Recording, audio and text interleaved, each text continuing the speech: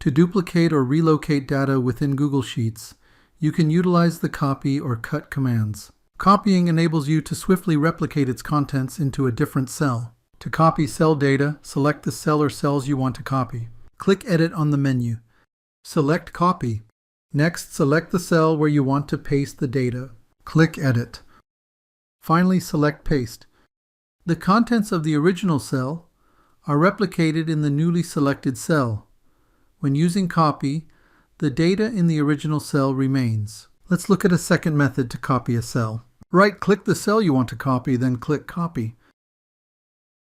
I forgot to mention it before, but I want to point out the marching ants or animated dashed lines around the cell after clicking Copy.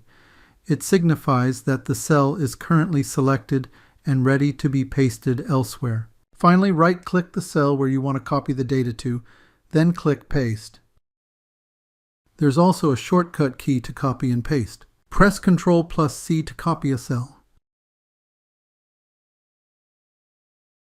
Then use Ctrl+V to paste the data in the new cell. Now let's look at the cut command. Cut is like copy, but with cut, the selected data is removed from the original location. To cut a cell, select the cell or cells you want to cut. Next, click Edit on the menu. Select Cut. Now click the new cell where you want to paste the data.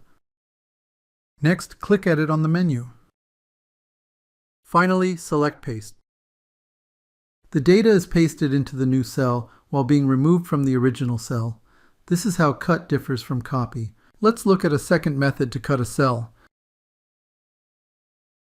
Right-click the cell you want to cut, then click Cut. Next, right-click the cell where you want to paste the data, then click Paste. The shortcut key to cut a cell is Ctrl+X. Then press Ctrl+V to paste the data into the new cell. In this lesson, you learned how to use the copy and cut commands to move cell data in Google Sheets.